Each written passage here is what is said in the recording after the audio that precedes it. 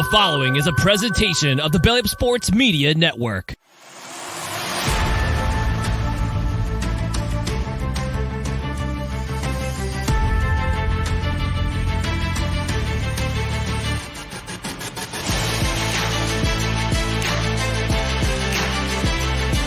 comes pressure, throws it to Eckler on the screen. He's got a block to the 10, to the 5, into the end zone. High pass. Did Williams make that catch? My goodness. For a first down, Herbert with time. Now running out of time. Throws on the run. Down the sideline. Caught in the end zone. Keenan Allen for the touchdown. Throws, and again it's intercepted. And that's Asante Samuel. Here's another one. Watch out. How did it feel when Derwin James absolutely powerbombed the out of you on national television? You're listening to the Shock Therapy Podcast with Tyler Lawrence and Zach Alfers. Boom, and we're back, this time talking about tight ends. We're going to be talking about three of our favorite guys, three guys that we scouted. And there is potential, I think, that the Chargers could be drafting a tight end pretty early. I know Daniel Popper of The Athletic said that Gerald Everett potentially could be a cut candidate. I personally would like to keep Gerald Everett because I thought he played very well for us last year. Yep. Seems to be coming into his own. But this is a super, super strong class of tight ends. I'll let you take the reins first. Give me a little bit about your first tight end that you would like to see wearing powder blue next season. Yeah. First off, I think this is one of the deepest classes in the entire draft this year, which I think it does bode well because we do have some question marks at the tight end position. I like what Gerald Everett has done. Just not very consistent as a blocker, which at this level and where we are at as a team, I think you need somebody who can do both. Donald Parham has dealt with the injuries, and then I think you saw Trey McKitty kind of regress as a blocker and then not really progress as much as you'd like to see him at the receiving end. So we're kind of in a gray area, could use some help. If the guys in-house live up to their potential, I don't think there's a huge need, but can't always play what ifs. And so one of the guys that I was looking at in a deep class he's one of the top prospects regardless of position right now. And that's Michael Mayer out of Notre Dame. And whenever you're setting records at Notre Dame, you're doing something right, especially at that position. You got guys like Tyler Eifert and Kyle Rudolph and Anthony Fasano way back when, and just this list of NFL tight ends who've had great careers coming from that school in particular. And Michael Mayer had a better career than any of those guys. Finished his collegiate career with 180 receptions, 2,099 yards, and 18 touchdowns, which are all career records. He also has 3 single season records. That is a lot of record breaking for one man. And so they're talking about him as one of the all-around best tight end prospects of all time. And there's just no glaring weakness to his game. Obviously, he does some things better than others, but there's no just, he needs to get better at this. And, the first thing you notice when you're looking at his just reels and reels of highlights are how he's able to go and body these guys in contested catch situations. He's just a bully. And it's actually interesting to see how he uses his body, how he out-bullies people and muscles them at the catch point because he doesn't have great length. He just has a really great understanding of using his body. He'd be a phenomenal power forward if he was, 5 inches taller, just because he is just a load down there in the block, in the red zone, over the middle. It doesn't matter where. He is a tough guy to pry the ball out of his hands. And he's just as physical after the catch. He's not a guy that you are hoping to meet in the open field because he's not going to go down easy. And something you really see typically with a guy who's 6'4", 250 pounds. And he uses that size to get in and out of breaks. It is really surprising to see his burst in and out of his routes. He has solid run after the catch ability, or he has solid route running ability. He uses that to create separation. So even when they He doesn't need those contested catch situations. He's creating separation with that burst, with that route running. And it's scary because he doesn't, like I said, he doesn't need that much room. And as good as when you look at his run blocking, I think he's solid there. But I think you saw their streaks, especially early on in his career, where he just didn't seem interested in that phase of the game. And just I saw him just a little inconsistent as a blocker. Now I think he ironed that out, especially last year. I think it was more of an effort thing because when he was engaged, when he was getting after people, he was doing his job. He was moving people out. He was creating holes. And so, yeah, I didn't see that the last couple of years on his film. Just something I saw early on as a freshman. And I think he's going to improve in that regard when he gets to some NFL coaching. He gets some guys in his corner, letting him know what he's doing right and what he's doing wrong. I just think he has tremendous upside. They're calling him Baby Gronk. I think that's Everybody gets that nickname, it seems like. Yeah, it's something to strive for. And until we see another Gronk, I think it's just kind of, the new Michael Jordan. Like we're not going to see another Michael Jordan. Gronk is a one of a kind, but it's always something to, it is something to take merit when you are getting compared to these guys. So there's something there.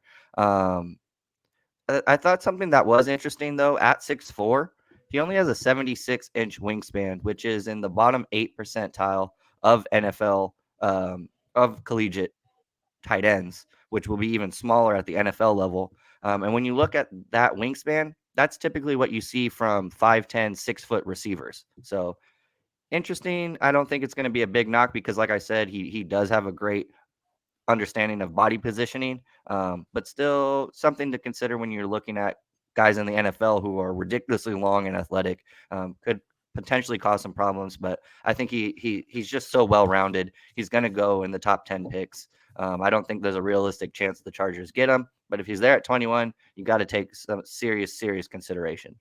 Yeah, I definitely think you have to. I think Mayer's probably the most well-rounded prospect to come out in the last couple of years. And if you really look the last couple of years, since 2019, there's only been 4 players drafted in the first 2 rounds. Trey McBride, Kyle Pitts, Pat Freiermuth, Cole Kmet.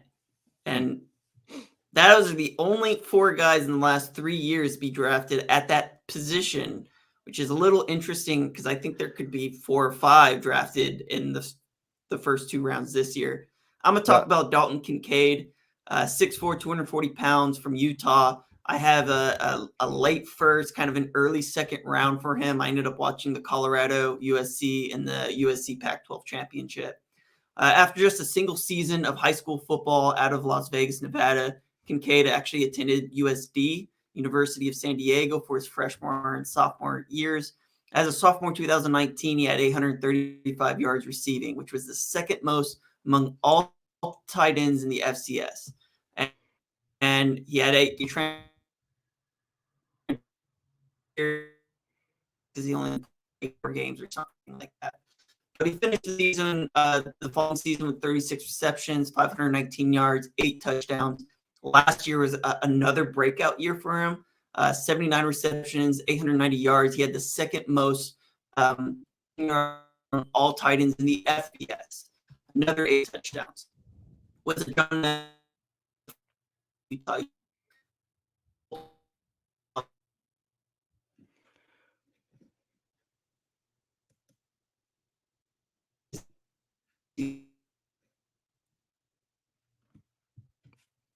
Game, he runs super crisp routes. He's agile. He's just really like a really good athlete.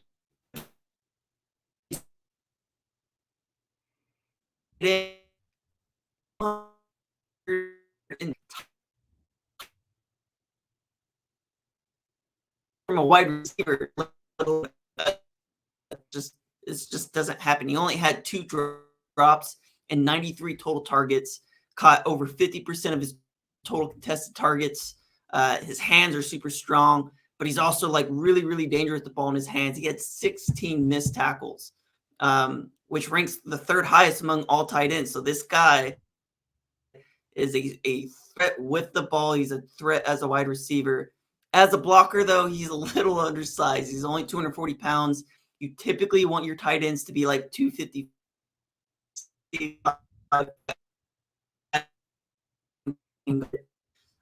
There's only 3 starting tight ends in 200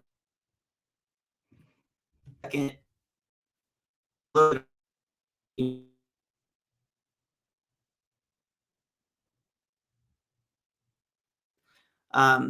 Whatever team drafts him is gonna get him.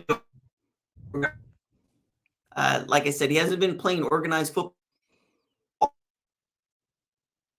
all that long, so small FCS school, and then only 1 year of high school football, and then 2 years at a much stronger Pac-12 level.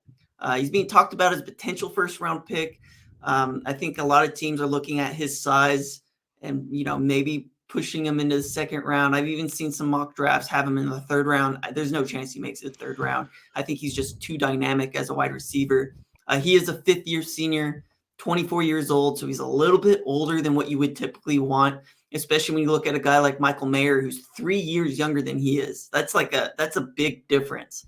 So I don't think he's drafted anywhere close to where Mayer is going to be drafted, because I feel like Mayer is much more well-rounded. I see Mayer going in the top 15 picks easily. I think Kincaid is kind of going to be on the outside of being a first round looking in, probably more of a second round pick. But I think that he's a day one starter, creates enormous mismatch opportunities as a receiver. If he gets lined up against linebackers, safeties, that's going to be a mismatch, because they still think he's got more size than a safety. And I think he's way more athletic than a linebacker. So Dalton Kincaid, he's going to be a dynamic player in the NFL for the next 5 to 10 years. He's just super, super good. Yeah, he's fun to watch. And I think the size thing, especially at a position, a skill position, the what's necessary and required at the college level is so different than the NFL level. Get this guy in an NFL offseason, have him bulk up with strength and conditioning programs that are built for that. I think he'll be fine, because, like you said, he's just too dynamic as a receiver to pass up. A guy, though, who doesn't have that problem, who's absolutely built, and teams are going to absolutely love the frame that this guy brings, and that's Tucker Kraft out of South Dakota State. Just a very dense and compact 6'5", 255. Was actually a running back in high school. Had over 50 touchdowns at running back coming out of high school. Was talked about as like the next Derrick Henry. But then ended up switching to tight end, which I think is a good fit for him. I don't think he has nobody. He's not Derrick Henry. He just doesn't have the burst.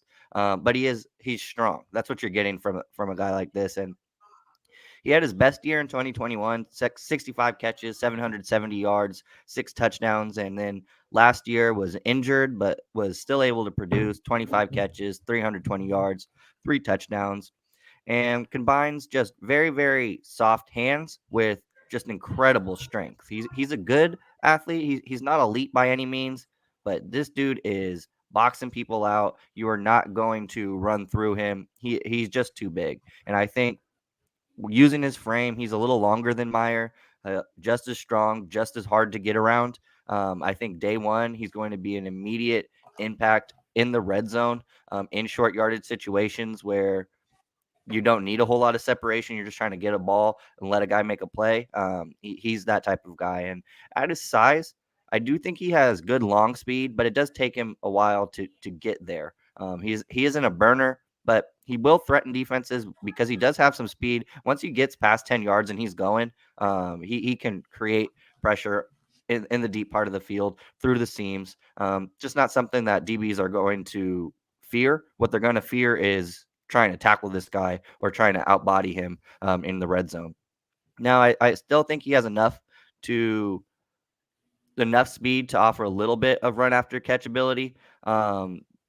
And I think what he does the best, though, is making high quality adjustments with the ball in the air. He's not somebody you need to throw an absolute dart to. He's great at lowering himself for those underthrown balls, going down and getting those low balls, which it's not something you see from guys his size. And he's not going to beat you with lateral mobility. He's trying to fight you. He's going to fight off multiple tackle attempts. He has some nasty stiff arms. Have you got a chance to take a look at Tucker Kraft's film? Yeah, so he's aggressive. He's physical. And I really like how they lined him up all over the place. He was lined up in line. He's lined up in the slot, lined up as a wing, and they even put him outside sometimes. So he was just all over the place. Yeah, he's tough to deal with, and you could see some of those traits why he was such a good high school running back. Because he's a terror. Might be a Toby Gerhart. Yeah, like as a running back. That's a good comparison. I've always saw him falling forward with at 6'5", being able to get low and drive through. That is something you're looking for. And that translates into the second phase of the game too. He is a very powerful, high energy blocker. Wants to get after it. And he's not slowing up until the whistle. Sometimes you need to blow that 2 or 3 times because he is finishing guys. And he wins with leverage. He's always low. He's looking to embarrass people. He's always depositing people into the turf. And he's never stopping his feet. All things that you're looking for from that position in the blocking phase. His burst in and out of routes, I think that's where you're kind of looking at the other guys. I think he lacks a little bit there. His routes are not crisp at all. He doesn't have that explosiveness that leads to poor acceleration. And in tight quarters, it's not really where he excels. Where he excels is with at least 2-3 steps of momentum. He's a lot more effective in space. And when he's allowed to get a full head of steam, the dude is like a steamboat. You don't want to be in his way. Get the heck out of the way. You're not stopping him. He's similar to Derrick Henry in that sense, where if you get him in his first 2 or 3 steps, that's where you want to be. Anything after that, watch out because you are going to get lit up. I'm going to talk about Darnell Washington. Wow. Big boy. 6'7", 265 pounds. I don't know why or how Georgia gets guys that are like this because these guys don't exist. By the way, that 6'7", 265 is his high school measurements. I have no idea what he's going to measure like at the combine. By the way, the combine is starting on Friday, next Friday. Is it? Is it Maybe already Monday. here? Yeah, the combine is here. So he's going to be one of those guys you're going to want to look for. Wow, this offseason just jumping through. Yeah, it's just coming by quick. So as a high school senior, he measured in at 6'7", 265 pounds. I mean, this guy was ranked as a 23rd national player in his high school recruiting class out of Nevada. There's not a bigger, more athletic guy at his size, maybe ever. Like, this is the closest comparison you're going to get to Gronk, and he's bigger than Gronk. He could seriously play offensive tackle right now and be successful at it. He's got the strength and the physique to go toe-to-toe with 280-pound edge rushers, and you're going to have confidence that he's not just going to win, but he's going to dominate. He's going to be an elite blocker to start his career. Like, that's the floor. That's the floor of where we start at. As a tight end, he's going to be used as a trap blocker. He's going to immediately improve the run game for any team that drafts him. You could put him in as a fullback in certain sets and let him just blow defenders off his feet. Simply put, like, he's a snowplow. And he's the type of snowplow you want your running back running behind. At a play action, you can have him stay in as a pass blocker, not worry about pressure getting the cornerback, line up in line and let him just kick out big ends or speedy smaller outside linebackers. And you're still going to get just everything you need protection-wise out of this guy. An area that's going to work against Washington is going to be his ability as a true receiver. He has some similarities to Jelani Woods, who was drafted last year, just another big guy who's just you're not supposed to move the way that he does. And last year, the Colts selected Jelani Woods in the 3rd round. But he's not a liability in the passing game. He's got a huge catch radius. He has the ability to contort for some misplaced balls. He's got massive hands, and he's going to come down with some contested catches. I think he can still be a threat in the red zone and in situations where he's asked to box out defenders because he's going to be really good at that. He's just not going to be able to create separation on his own, which is going to be the main drawback of a guy that big, his size, not a guy that's got, quick stop and go, the ability to change direction. That's just not his game. But if you give him like a long runway, he's going to be able to be used as a vertical threat, but it's got to be a long runway. This guy's not going to be able to take off on an aircraft carrier and think that he's going to be able to take flight. It takes him a long time to get the wheels moving. He just doesn't have that change of direction and that agility as a receiver to give you what NFL teams want out of that position. You're going to have to game plan some mismatches for him because of his size. That size can translate into rack ability. Like he's a monster to bring down. He's got a freakish stiff arm. He can blow through shoulder tackles. He's going to fight for extra yards, and he even hurdles defenders. That just kind of shows his overall athleticism. Just because he is big does not mean he's not athletic. He's just not agile.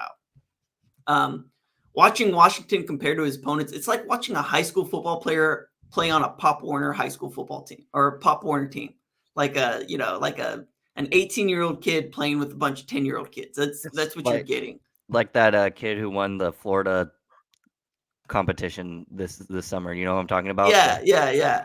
He's just so much bigger than everybody. According to PFF, he's trending toward picks 50 to 70. Considering Jelani Woods was drafted in the early part of the third round, that really is the floor because he's a better player than Jelani Woods overall. Jelani was probably the closest comparable player in terms of just size and those measurables. But I think that what you're getting out of Washington is a better run blocker and a guy who maybe not as great as a receiver, but still can be used in that. So that's kind of his floor. I kind of have him going in the mid to late second round. And I think he'd be a phenomenal football player because you could do so much with him to improve the run game, to create mismatches in the red zone. Like Darnell Washington's probably one of my favorite players in this entire draft. One of those, everyone's got my guys, right? Like Darnell Washington's my guy. And it's just because he gives you so much as a weapon, so much as a tool. So just a little tidbit to the listeners.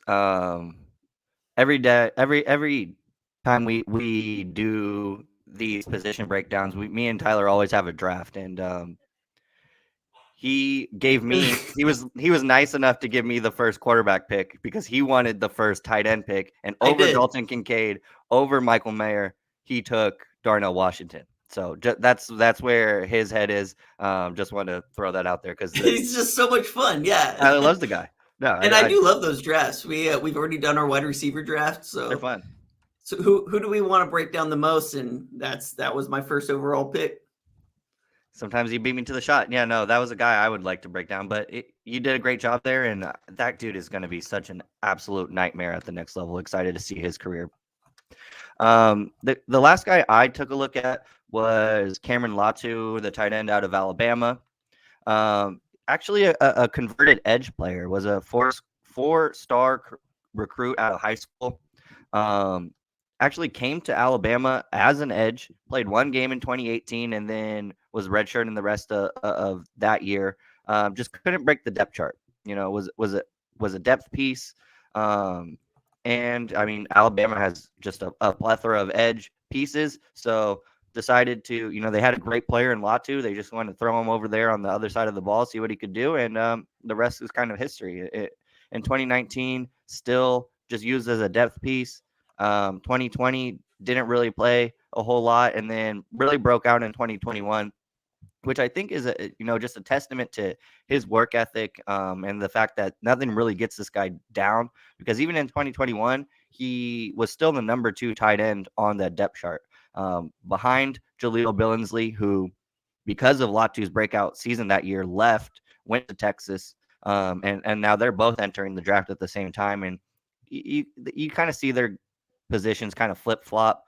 I've seen Latu like 6'7" at the position, and then I've seen him in like the 15 range, and you kind of see Jaleel in like the 8, 9, 15 range as well. So they kind of flip flop depending on what metrics people are analyzing them on. But in 2021, it was Latu's show. 26 catches, 410 yards, and 8 touchdowns, a school record, while splitting time with another NFL caliber player in Billingsley. So what you get with Latu, very, very reliable and consistent player. You know what you're going to get from him before the whistle blows.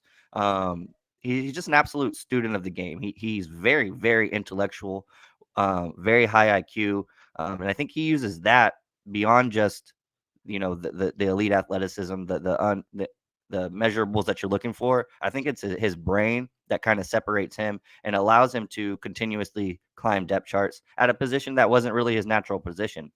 And he uses that to define his role. Another guy similar to Tucker Kraft, where he has a lot of versatility. Alabama likes to move their guys around, trying to create mismatches, and you saw Latu perform as an inline tight end from the slot outside on the perimeter as a receiver. And I think his versatility is one of his better traits. He's very explosive in and out of his breaks. And another guy that you don't need to throw accurate balls to because he just has a natural ability of adjusting to that ball. His hands, I think, have some magnets because there's some balls that he gets to that just come out of nowhere. He's really good at adjusting to the ball when it's in the air. He has strong hands at the catch point. Once he gets his grip on it, you're not getting that thing out. It's a catch every time. And I think his speed and his athleticism, they were good enough to allow him to produce in college, but that's what most scouts have him in that 10 range at the position, just because they're not elite by any means. People are kind of worried about how that will translate to the NFL level. He is 244 pounds, but people do think it's a little small for his 6'5" frame. So a little talk about he'll need to bulk up for the NFL. And where do you have him being drafted? I think he's a third round, probably like a fourth round guy. Just because he's good, he's consistent, but he's just not. He doesn't wow you. He doesn't have top end speed. I think he's a really good receiver. I think that he still needs, and it's weird to say an Alabama tight end needs to develop his blocking ability. No, but I feel like he's not very interested in it in terms of and it's impressive because he flipped Jaleel Billingsley, he jumped him on the depth chart, right? Yeah. No, but he just needs to improve some of that blocking ability, I feel like. No, you're absolutely right. That's my biggest weakness on him is his work as a blocker. In college, just way too high, always getting overpowered. But this is a guy, and I think it just speaks to him. He's going to find a way into an NFL roster, and people are going to be pleased because he is an absolute coach's pet. He is there to learn, and we also got to take into consideration that this is this is not his natural position. Blocking doesn't always come, it's not an intuitive skill. You do have to work at it. And I don't think he's shy of hard work. He is a contagious work ethic. And he was actually the Senior Bowl practice player of the week. And I think that's all testament to he takes coaching extremely well. And the big thing you heard from the coaches that coached him is that he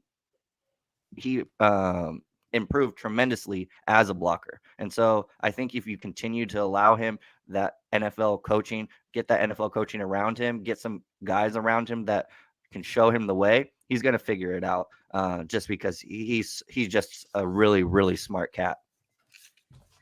All right. I'm gonna talk about Luke Musgrove, 6'6", 249 pounds, out of Oregon State. I have a 4th round grade on him, not because of his skill level, but because of his production. So he is the nephew of former NFL quarterback Bill Musgrave. He's also Coach Musgrave now. Ended his season with a knee injury in September, this past September. Only played in 2 games, but he's still getting a lot of kind of early round hype, like 2nd, 3rd round. In 2 games, he had 11 receptions on 15 targets, 169 yards. That's pretty elite production from the tight end position. But he was only targeted 37 times throughout his whole 4-year career. He's only got 47 total receptions for 633 yards. A big part of that is just the lack of targets. Oregon State did not throw his way very often. He did play in this last Senior Bowl, and most of the buzz is his speed and threat as a wide receiver. as a 250-pound athlete, he was the only player to break the 20-mile-per-hour threshold at the Senior Bowl. And he has been recorded with a 4.51 40-yard dash, a 36-inch vert, and a 10.2 broad jump. That's elite testing numbers, and he could potentially improve upon that here at the Combine coming up. He has tested extremely well. He made the Feldman's Freaks list. He should be a name to watch at the tight end at the Combine in relation to other tight ends, because I think he has a lot of room to improve his draft stock. For tight ends, you want to see typically between 6'4" and 6'6", 250 to 266 pounds. You want to see a 40-yard dash below 4.6. You want to see all these things, and he's already checked all those boxes. He has the ability to be really dangerous in the seams. He's explosive off the line of scrimmage, and he's just dynamic as a pass catcher. He's got a lot of rack ability just from the speed aspect alone. It doesn't break many tackles, but he churns out those extra yards.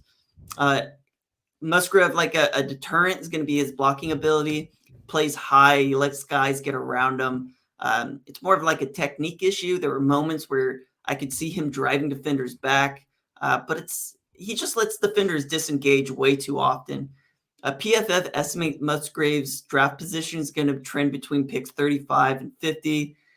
That seems a little high for a player who doesn't have any statistical consistency whatsoever. I think you look at the game film, you try to project that forward. But, I mean, for a guy who wasn't targeted very much, I feel like that's a little bit of a wild card, especially with such a strong class of tight ends. It really would be difficult for me to go and take him in the second round without having the same amount of information as you do on other guys like Mayer, like Latu, like Kincaid, right? So I think that he's probably going to go a little further in the middle to third to fourth round, in my opinion. Real quick, I'll talk about Sam Laporta as well, because I did do a full article on the top tight ends in this draft class. Sam Laporta out of Iowa, I have a fourth round grade on him. He's been known for producing high quality pass catching for tight ends. Iowa has been known for producing high quality tight ends for years. You look at George Kittle, TJ Hawkinson, Noah Fant, all guys that have been really successful starters since 2016. I think that trend can continue. Laporta. He was a wide receiver and defensive back at a high school in Illinois over the last 2 seasons, 135 receptions, 2,800 yards, 40 touchdowns. You also add in high school, he had 14 interceptions on the other side of the ball. So it's surprising that Laporta wasn't highly recruited as a 3-star prospect. His only offers were Bowling Green and Central Michigan. Took one visit to Iowa and landed his commitment. He's been a quality red zone threat for the Iowa Hawkeyes. They haven't had a really good quarterback under center, and he's not the strongest in contested situations, but he was the third highest targeted tight end in the NCAA last year. Laporta had just 6 drops, which made up a drop on nearly 10% of his targets, so that's kind of like an issue. He caught 37% of his targets in traffic. That's kind of bad, because for a player that's going to be getting most of his targets in traffic, playing tight end, that's far worse than you'd like to see from the position. Some of those issues are related to who the Hawkeyes had behind center. Some of it's just his own grade. PFF grades Laporta with a 53.1 run block grade. That's not really all that great. That ranked 20th in the Big Ten alone, let alone the entire NCAA. He's not the biggest guy, doesn't have the elite size.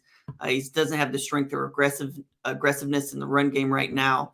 I think Laporta is going to be a project, a mid-round, 4th round, 5th round type of guy. I think he has some athleticism, some ability as a receiver, as a run after catch kind of guy.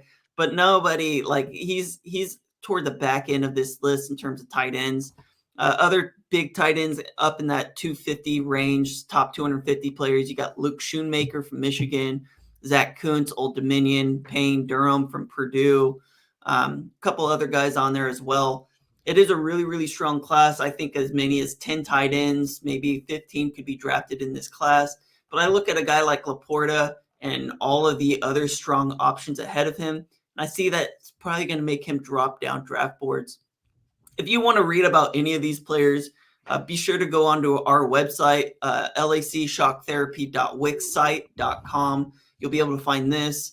Here in a couple days, you'll be able to find a whole slot wide receivers, X wide receivers, Z wide receivers article that I've been working on. And let me know if you guys want any other players that you guys want to scout. I'll go ahead and do that.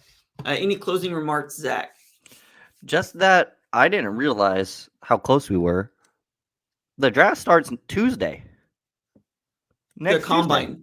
Or yeah, the combine. Combine starts Tuesday. But you know what you are seeing right now? You are seeing a lot of teams already starting to restructure guys, already start to re-sign their own guys. So, I mean, the free agency period starts in 3 weeks. Yeah, we're close. Things are going to start getting exciting exciting. time of football for me. It is. You know, and we're 0-0. It's always more fun when you know, you're even keel with the Super Bowl champions. So yeah. So yeah, there's a lot going on in the next week. You'll start to see the Trojans start to re-sign some of their own talent, start to restructure some of their own guys. Teams are already doing. If I check my Twitter right now, we've been podcasting now for an hour and a half. I bet you'd be able to find this team re-sign this person right off the bat. Byron Jones, maybe not. Anyways, like it's a big time right now for a lot of restructures, a lot of players getting signed. We've been seeing just a slew of front office decisions going through. I mean, the NFL season never stops. No, it's gonna be fun. We got a fun off season for you, so stay tuned. We got you all covered. And then we got some stickers too. I don't know if you had a chance to take a look at. I did. You got any? You guys extras? Get a sticker put on your car at some point in time. I won't like stick it onto the car. I'll just kind of leave it underneath your wiper. But you'll see. Trying to get a sticker, marketing. and then you got to print out some podcast mixtapes and leave those in people's cars. Yeah, too. That's a good way to do it. Some mixtapes. I should go and start selling them on slanging them at the gas station. Yeah, that's the way to do it. All right. Any closing remarks, Zach? No, just that I'm excited. Combine's coming up. We got some freaks showing up. I'm excited to see what Darnell Washington does at the combine. He's Darnell one of my will favorites. be in it. I'll give a little tidbit, a little teaser for next week. But Quentin Johnston is going to be an absolute animal at that. The wideout from TCU. A lot of freaky athletes showing up. So excited really speedy guys. Josh Downs is one of those guys that you also drafted that you'll be breaking down, but he's extremely quick too. There's fast dudes. And this is kind of where you see, especially for us, the public who doesn't get to go and meet these guys in person and aren't there for the personal workouts. This is really where, you know, as the outside media, we really get to see guys separate and kind of answer the question marks that they do have. So it's an exciting time. Couldn't be more thrilled for the combine. All right. Well, we'll bring you guys content from the combine next week. I'm going to be out Wednesday to Sunday. I'll be in Texas. Try to figure out what we're going to do about the pod. But I mean, we got 2 episodes that we should be dropping sometime in the next week. So thank you guys so much for listening. We'll talk to you guys next week. Later.